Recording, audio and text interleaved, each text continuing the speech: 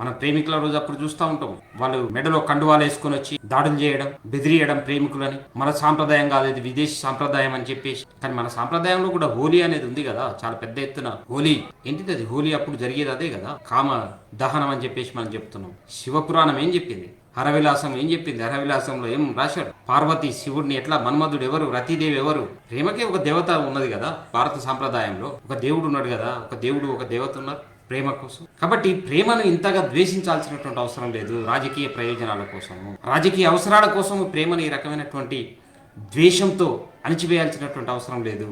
అట్లా అణిచివేయాలనుకున్నటువంటి చట్టాలు, అట్లా అణిచివేయాలనుకుని వచ్చినటువంటి కట్టుబాట్లు, అట్లా అణిచివేయాలని చూసినటువంటి రాజులు, వీళ్ళందరూ కూడా కాలగర్భంలో కలిసిపోయారు. మనం చూసాము, అక్బర్ ఉన్నదా ఇప్పుడు చరిత్రలో? అక్బర్కి ఎంత పేరుందో అనార్కలికి కూడా అంత పేరు వచ్చింది. ఎందుకంటే దానికి వ్యతిరేకంగా పోరాటం చేసి అనేక మంది ఈ రకమైనటువంటి త్యాగాలు చేసినటువంటి వాళ్ళు ఉన్నారు. కాబట్టి ఈ ద్వేషపూరితమైనటువంటి ఈ చట్టాలు ఏవైతున్నాయో ఇవి ప్రేమను అణిచివేయలేవు. మతాన్ని అడ్డుపెట్టుకొని తెచ్చిన చట్టాలు, కులాన్ని అడ్డుపెట్టుకొని తెచ్చినా ఇదేముంటుంది దాంట్లో. అందుకని మీరు ప్రత్యేక వివాహ చట్టాన్ని సరళతరం చేయండి. ఎవరు మతం మార్చుకోవాల్సినటువంటి అవసరం అప్పుడు రాదు. హాయిగా వాళ్ళిద్దరూ ప్రేమించుకున్నటువంటి వాళ్ళు ఎవరైనా ఒక నలుగురు పెద్ద మనుషులను పట్టుకొని పోయి ఈజీగా పెళ్లి చేసుకునేటువంటి పరిస్థితి కల్పించండి. కానీ ఆ పరిస్థితి కాదు, బెదిరింపులు. ఎక్కడో ఒక దగ్గర వాళ్ళకి షెల్టర్ కావాల్సినటువంటి పరిస్థితిని కల్పించినప్పుడు ఆ షెల్టర్ తీసుకోవాల్సినటువంటి దాంట్లో భాగంగానే ఏదో ఒక మతంలోకి వాళ్ళు బలవంతంగా పోవాల్సినటువంటి పరిస్థితిని మనం ఎందుకు కల్పించాలి? ప్రభుత్వమే రక్షణ కల్పిస్తుంది, మీరు ఎవరి మతంలో వాళ్ళు ఉండి హాయిగా జీవించవచ్చు అని చెప్పేసేటువంటి విశ్వాసాన్ని ఎందుకు కల్పించలేకపోతుంది ప్రభుత్వం? ఎందుకు కల్పించలేకపోతుంది వ్యవస్థ? అప్పుడు మతాలు మార్చుకోవాల్సిన అవసరం ఎవరికి వస్తుంది? కాబట్టి వాళ్ళకి ఆ రకమైనటువంటి రక్షణ ఉంటది సమాజం నుండి, ప్రభుత్వం నుండి అని చెప్పేసి ఎప్పుడైతే నమ్మకం కలుగుతుందో అప్పుడు ఎవరు ఏం మతాన్ని ఎవరు మార్చుకోరు, వాళ్ళకేమో అవసరం కూడా లేదంట. కానీ ఆ రకమైనటువంటి రక్షణను ప్రభుత్వం ఇవ్వడం లేదు, పాలకులు ఇవ్వడం లేదు, చట్టాలు ఇవ్వడం లేదు. అప్పుడు ఈ రకమైనటువంటి తప్పుడు చట్టాలు కొత్తవి మళ్ళీ తీసుకొచ్చి, మందు ఒకటైతే పుండు వేరు ఉన్నది, మందు వేరే వాడే పరిస్థితి తీసుకొచ్చేసి ఈ రకమైనటువంటి విద్వేషాన్ని రెచ్చగొట్టేటువంటి ప్రయత్నాలు మనం చూస్తూ ఉన్నాము. అందుకనే భవిష్యత్తులో ఇవన్నీ కూడా ఒక విద్వేషాలకు రెచ్చగొట్టడం కోసం ఉపయోగపడేటువంటి చట్టాలుగానే మిగిలిపోయేటువంటి పరిస్థితి ఉంది. అందుకనే మనుషులకి వివాహానికి సంబంధించినటువంటి స్వేచ్ఛే కాదు, ధర్మానికి సంబంధించినటువంటి స్వేచ్ఛ కూడా ఉంది. మన రాజ్యాంగం ప్రీటికలోనే మనం రాసుకున్నాం, ఆరాధనలో కూడా స్వేచ్ఛ. ఏ రకమైనటువంటి పద్ధతిలో ఆరాధించుకోవాలి అనేది ఆ మనిషికి సంబంధించినటువంటి స్వేచ్ఛ. నువ్వేవాడి నేనేవాడిని, నువ్వు ఫలానా పద్ధతిలోనే ఆరాధించాలి, ఫలాన్ని దేవుణ్ణి ఆరాధించాలి అని చెప్పేటువంటి రైట్ నీకెవడిచ్చాడు? కాబట్టి ఎవరిని ఆరాధించుకోవాలనేది అది వ్యక్తిగత విషయం, అది తీసుకుంటారు, వాళ్ళు నిర్ణయం తీసుకుంటారు వాళ్ళకు వచ్చిన. కానీ రాజ్నాథ్ సింగ్ చెప్తున్నాడు, ఆయన ఇది ఆగిపోవాలి. నువ్వెవరు చెప్పడానికి, నేనెవరిని ఆగిపోవాలి ఉండాలి అని? వాళ్ళు ఏ మతాన్ని ఆచరించుకోవాలనేది వాళ్ళకి సంబంధించినటువంటి విషయం. నీకు బాగా నచ్చితే నువ్వు ఉంటావు. వాడు నాకు ఇస్లాం నచ్చలేదు, నేను వేరే దాంట్లో పోతాను అంటాడు. క్రిస్టియానిటీ నచ్చలేదు, వేరే దాంట్లో పోతాను అంటాడు.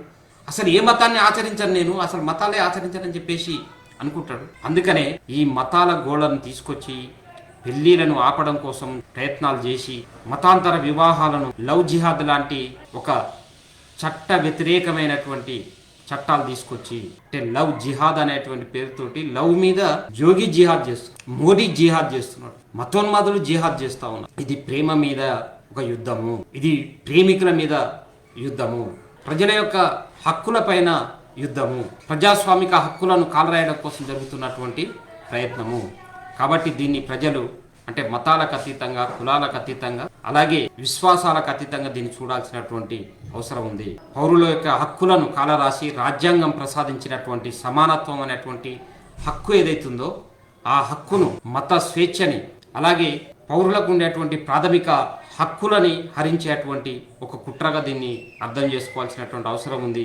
అందుకే దాదాపుగా 104 మంది ఐఏఎస్, ఐపీఎస్ లాంటి సివిల్ సర్వీసులలో పనిచేసినటువంటి వాళ్ళందరూ కూడా కేంద్ర ప్రభుత్వానికి లేఖ రాశారు. కాబట్టి వెంటనే ఈ యొక్క చట్టాన్ని, ఈ ఆర్డినెన్స్ ఏదైతే చేశారో దాన్ని ఉపసంహరణ చేసుకోవాలి. ఎందుకంటే క్రమంగా మనం చూస్తున్నాము ఈ యొక్క నిరంకుశమైనటువంటి చట్టాలు వరుసగా వస్తున్నాయి. ఒకవైపు ప్రజల యొక్క సాధారణమైనటువంటి రాజ్యాంగబద్ధమైనటువంటి ప్రాథమిక హక్కులనే హరించేటువంటి ప్రయత్నాలు ఒకవైపు, రెండోది విస్తారంగా ఉన్నటువంటి దాదాపు ఒక 40 కోట్ల మంది ఉన్నటువంటి కార్మికులకు సంబంధించినటువంటి హక్కులను హరించేటువంటి కార్మిక చట్టాలు మనం చూసాం, 4 లేబర్ కోడ్ బిల్స్ పేరుతోటి. అలాగే ఇప్పుడు దాదాపు 60-70 కోట్ల మందిగా ఉన్నటువంటి సాధారణ రైతాంగ వాళ్ళ దెబ్బతీసేటువంటి పద్ధతులలో వచ్చినటువంటి రైతు చట్టాలను మనం చూస్తా ఉన్నాం. అంటే రైతు చట్టాలు ముందుకు వచ్చినప్పుడు దేశభక్తి లేకుంటే దేశం అభివృద్ధి దీని గురించి చర్చ చేశారు. కార్మికుల చట్టాలు వచ్చినప్పుడు కార్మికులకు సంబంధించినటువంటి ప్రొడక్షన్ దేశం అభివృద్ధి చెందాలి, ఎక్కువ మందికి ఉద్యోగాలు రావాలి, ఇలాంటి కొన్ని వాదనలు చేశారు. అలాగే ఇలాంటి మత సంబంధించినటువంటి చట్టాలు వచ్చినప్పుడు ధార్మికం లేకుంటే ధర్మం రక్షణ ఇలాంటి వాదనలు ముందుకు తీసుకొచ్చారు. కానీ ఇందులో వాస్తవం ఏంటంటే ఈ మూడిట్లలో అంతర్లీనంగా ఉంది. తమ యొక్క ఆధిపత్యం కాపాడుకోవడము అనేది మనకు ప్రధానంగా కనిపిస్తుంది. అంటే కార్పొరేట్ రంగ సంస్థలకి పెద్ద పెద్ద పెట్టుబడిదారులకి వాళ్ళకి దోచిపెట్టేటువంటి కార్యక్రమం ఒకవైపు జరుగుతూ ఉంటే, రెండో వైపు ప్రజల నుండి వస్తున్నటువంటి అసంతృప్తిని మతం పేరుతోటి కులం పేరుతోటి పక్కదారి పట్టించేటువంటి ఒక కుట్ర అనేది దీంట్లో స్పష్టంగా కనిపిస్తుంది. దానికి కావాల్సినటువంటి చట్టాలు ఒకవైపు వాళ్ళకు దోచిపెట్టేటువంటి చట్టాలు ఒకవైపు రెండు ఏకకాలంలో చేసుకుంటూ ముందుకు తీసుకుపోతున్నట్టుగా మనకి ఈ మొత్తం పరిణామాన్ని ఈ మధ్యకాలంలో మనం పరిశీలిస్తే అర్థమవుతుంది. కాబట్టి ప్రజలందరూ కూడా దీని నుండి ఒక స్పష్టమైనటువంటి ఒక హేతుబద్ధమైనటువంటి ఆలోచన విధానం వైపు రావాలి. ఈ చట్టాలని కూలంకషంగా పరిశీలన చేసుకోవాలి. ఈ మూడు ఏవైతే ఎక్కుబెట్టారో, ఒకటి ఇది మతము అలాగే మహిళల యొక్క హక్కులపైన దాడిగా మనం ఈ యొక్క లవ్ జిహాద్ సంబంధించినటువంటి చట్టాన్ని మనం చూడాల్సినటువంటి అవసరం ఉంది. ఎందుకంటే మహిళలకి తన యొక్క భాగస్వామిని ఎంచుకునేటువంటి హక్కు లేకుండా చేసి ఆ రకంగా మహిళ ఎవరిని పెళ్లి చేసుకోవాలి అని చెప్పేసి నిర్ణయాన్ని ప్రభుత్వాలు తీసుకునే స్థితికి రావడం, అలాగే లేదంటే మత సంస్థలు తీసుకునేటువంటి స్థితికి రావడం, లేదంటే కొన్ని మతోన్మాద గుంపులు తీసుకునేటువంటి స్థాయికి దిగజారిపోవడం, ఆ స్వేచ్ఛని వీళ్ళ చేతిలోకి పెట్టేటువంటి చట్టం ఇది మహిళల యొక్క స్వేచ్ఛ పైన దాడిగా మనం చూడాలి. అలాగే మతం మారడం అనేది ఎవరికి సంబంధించినటువంటి వ్యక్తిగత విషయం. కాబట్టి మత స్వేచ్ఛ ఆర్టికల్ 17, 16 కానీ 17లో కానీ లేకుంటే 3 కానీ ఏదైతే చెప్తున్నాయో ఆ మత స్వేచ్ఛకు సంబంధించినటువంటి దానిపైన కూడా ఇది దాడి జరుగుతూ ఉంది. మన రాజ్యాంగ పీఠికలో పేర్కొన్నటువంటి ఏదైతే ధార్మిక స్వేచ్ఛ సమానత్వం ఏదైతే ఉందో ఆ సమానత్వం పైన కూడా దాడి జరుగుతూ ఉంది.